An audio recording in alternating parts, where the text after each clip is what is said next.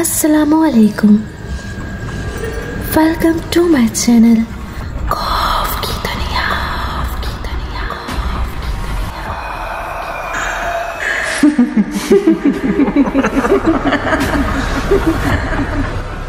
तमाम videos updates के लिए मेरे चैनल खौफ की दुनिया को सब्सक्राइब करके बेल नोटिफिकेशन को ऑन कर दीजिए। तो आप लोगों को मेरी इंस्टाग्राम आईडी शो हो रही होगी, तो आप लोग मुझे यहाँ फॉलो कर सकते हैं। तो आइए सुनते हैं किसी की जिंदगी पर बीती एक पुरस्कार कहानी, एक सच्ची आप बीती जो अपनी मिसाल आप है।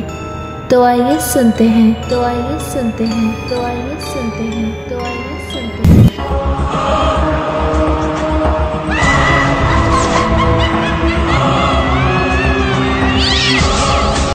पहाड़ और सहरा ये अपने अंदर बहुत से राज छुपाए हुए हैं। बहुत सी मखलूकात का ये मस्कन भी है। कभी सर्दियों की रातों में पहाड़ों में गाड़ी रोककर गाड़ी से नीचे उतरकर इस खामोशी को महसूस करें। आपको लगेगा कि अभी अभी यहाँ चहल पहल थी जो आपके आ जाने से रुक गई, जैसे सब खामोश हो गए हैं और आपके जाने के मुंतज़िर, और आपके जाने के बाद सब मामूल पर आ जाएंगे। कभी गर्मियों की चांदनी रातों में सहरा में जाएं, वहाँ पड़ाव करें। रात के किसी पहर आपको लोगों के बोलने की आवाज या ज़ेवरात या लोहे की आवाज, जर्दे की खुशबू या कुछ अजीब सा एहसास, इनमें से कुछ न कुछ आपको देखने सुनने को लाजमी मिलेगा। मेरे साथ इस अमलियात की फील्ड में आने से पहले भी बहुत से वाक़यात पेश आते रहे हैं। इनमें से एक वाक़या आज मैं आपको बताने वाली हूँ। मेरा क्लास फेलो जाफर, इसने 2004 में खैबर कार ली। इन दोनों पाकिस्तान में मोबाइल सर्विस आम हो चुकी थी। सुबह के वक्त मुझे इसकी कॉल आई कि तैयार रहो, मौसम बारिश वाला है, शहर के साथ सहरा भी चल रहे हैं। हम दोनों इस वक्त ग्रेजुएशन कर चुके थे। खैर कुछ देर तक वो अपने 3 कज़न के हमरा हमारे पास था। नाश्ता चाय से फारिग होकर हम रवाना हो गए। मौसम सर्द था। दिसंबर की बेमौसमी बारिश ने और भी ज्यादा सर्दी में इजाफा कर दिया था। हमारे शहर से बाहर जुनूब की तरफ निकलते ही रेगिस्तान के टीले शुरू हो जाते हैं। हम जिस इलाके की तरफ जाने लगे थे, इस इलाके का नाम जाम सहरा है। हम जब पहली मर्तबा वहाँ जा रहे थे तो यही पाया था कि रास्ता तो मालूम नहीं, मगर पूछते पूछते हम वहाँ पहुँच जाएंगे। जाफर की मालूमात के मुताबिक जाम सहरा में हूद बलोच 80 पन्नों की औलाद रहती है और आज भी इनका जरिया ऊँट है, जिनकी वो परवरिश करते हैं और उनका मिल्क शहर ट्रांसफर करते हैं। जाम सहरा शहर से तकरीबन 50 मील दूर बिल्कुल टीलों में छुपा हुआ है। हल्की हल्की बूंदाबांदी फिर शुरू हो गई थी और तेज हवा भी गाड़ी के शीशे चढ़ाए हीटर की गर्म हवा से महफूज होते। हम काफी बातों ही बातों में मसरूफ थे। सड़क सुनसान थी, इर्द गिर्द बस टीलों के इलाके, कोई दरख्त या कोई आबादी ना थी। सफर जारी था कि आगे आर्मी की चेक पोस्ट आ गई।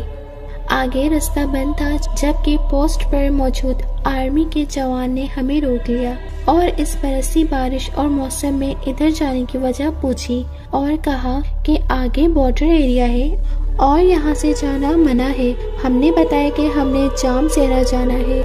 इसने बताया कि जाम सहरा जाने का रास्ता हम पीछे छोड़ आए। इसने कहा कि वापस जाएं और 6-7 किलोमीटर बाद बाएं साइड है एक कच्ची सड़क मुड़ेगी, वो सीधा जाम सहरा जाती है।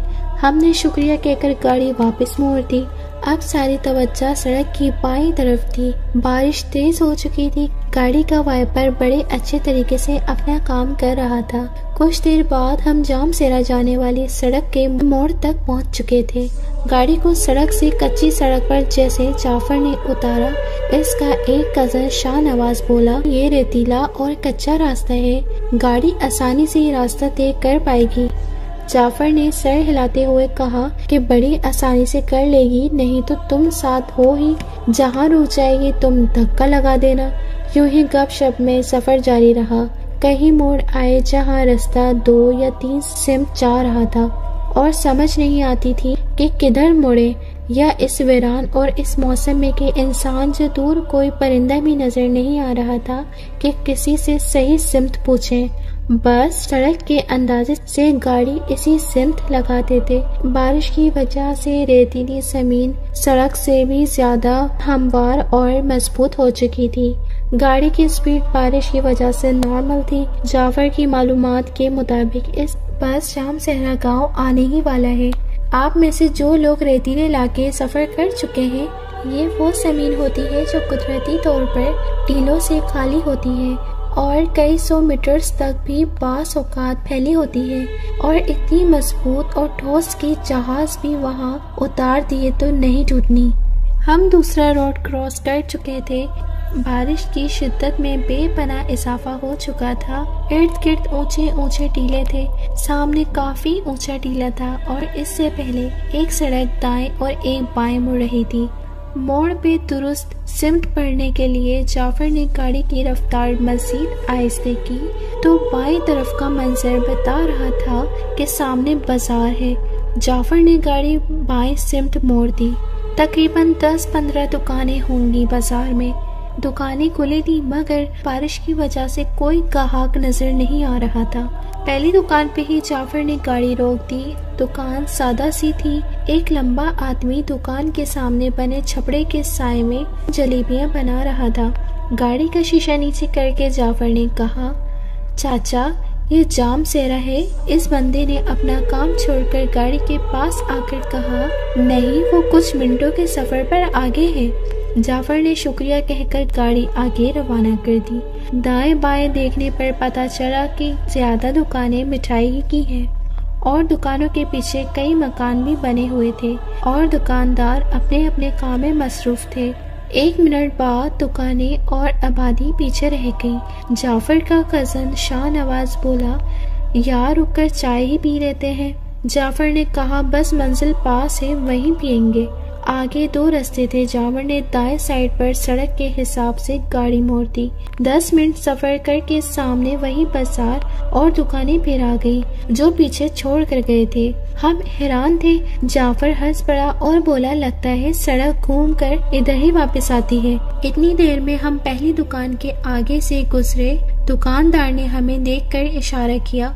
जाफर ने इसको इशारा करते देखकर गाड़ी ना रोकी और कहा, यार जानता हूँ सड़क घूमकर इधर ही आती है। दुकानें क्रॉस करके आगे मोड़ पर पहुंचकर जाफर ने गाड़ी बाएं तरफ मोड़ दी और रफ्तार तेज कर दी। कोई 15-20 मिनट के सफर के बाद घूम घाम कर हम वापस इसी बाजार आ निकले। इस बार हम सब जाफर पर गुस्सा भी कर रहे थे कि रुककर अच्छी तरह से एक ही बार क्यों ना रास्ता समझ लें। जाफर ने गाड़ी इस दुकान पर रोक दी। दुकानदार अब भी अपना काम में मसरूफ जलेबियां निकाल रहा था। जाफर और मैं उतरकर दुकानदार के पास गए और सलाम किया। इसने मुस्कुराहट से सलाम का जवाब देकर कहा, मैं तुम्हें वापस आता देखकर समझ गया था कि गोल चक्कर खाकर तुम वापस आ गए, इसलिए इशारा कर दिया था मगर तुम रुके नहीं। पहले सब दोस्तों को बुलाओ, सर्दी लग रही होगी, गरम जलेबियां खाओ।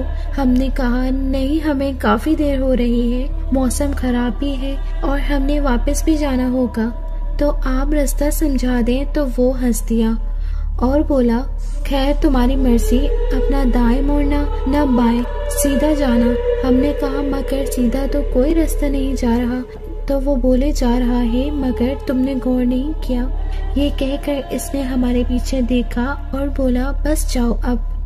हमने पीछे देखा तो सामने वाला दुकानदार अपनी दुकान में बैठा हमारी तरफ देख रहा था। हम वापसी गाड़ी में बैठे और रवाना हो गए और मोड़ पर पहुंचे तो वाकई मोड़ पर मौजूद टीले के पीछे एक रास्ता निकल रहा था। हम इस रास्ते पर हो लिए। आगे रोड शुरू हो गया और 5 मिनट बाद हमें सामने ऊंट खड़े नजर आने लगे जो कि 100-200 से भी ज्यादा होंगे। 40-50 कच्चे पक्के घरों पर मुश्तमिल जाम सहरा बस्ती हमारे सामने थी। बिला आखिर हम जाम सहरा पहुंच गए थे। वहां ऊंटों के पास एक लकड़ी और तिनकों से बनी झोपड़ी में 2 बंदे बैठे हमारी तरफ देख रहे थे।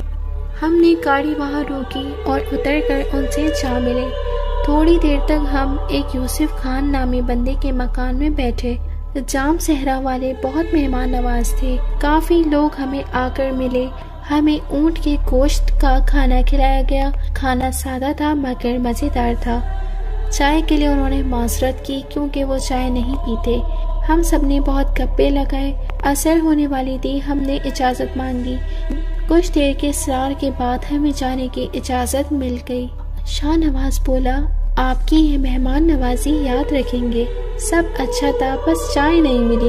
आज की चाय उधार रही, मगर मैं इस मौसम में चाय पिए बिना नहीं जाऊंगा। आगे जो 5 मिनट बाद बाजार है वहाँ से तो लाजमी मिल जाएगी ना। शाहनवाज की बात सुनकर यूसुफ खान ने कहा, कौन सी बाजार? मैंने कहा, वो जो 5 मिनट के सफर पर है। इधर से आते रोड की शुरू में एक छोटी सी बस्ती है। यूसुफ खान बोला, नहीं, यहाँ कोई बाजार नहीं, कोई दुकान नहीं, कोई बस्ती नहीं, और जिस जगह का तुम कह रहे हो वो तो 3 रस्तों वाला मोड़ है, और वहाँ कोई बाजार तो क्या, एक दुकान भी नहीं है। सुनसान जगह है वो, बल्कि इस जगह से गुजरते अक्सर हमारे ऊंट भाग पड़ते हैं, और हमारे यहाँ इस जगह को भारी ऐसे भी समझा जाता है। हम सब हैरानी से यूसुफ की बात सुनकर एक दूसरे का मुंह देख रहे थे। जाफर बोला, यूसुफ खान, डराओ नहीं, हम आज आते हुए वहाँ रुके रहे हैं और रुककर तुम्हारी बस्ती का रास्ता भी पूछा है। भाई, मुझे क्या जरूरत है मजाक की, सच में वहाँ ऐसा कुछ नहीं है। हमने हैरानी परेशानी से उनको सलाम किया और रवाना हो गए।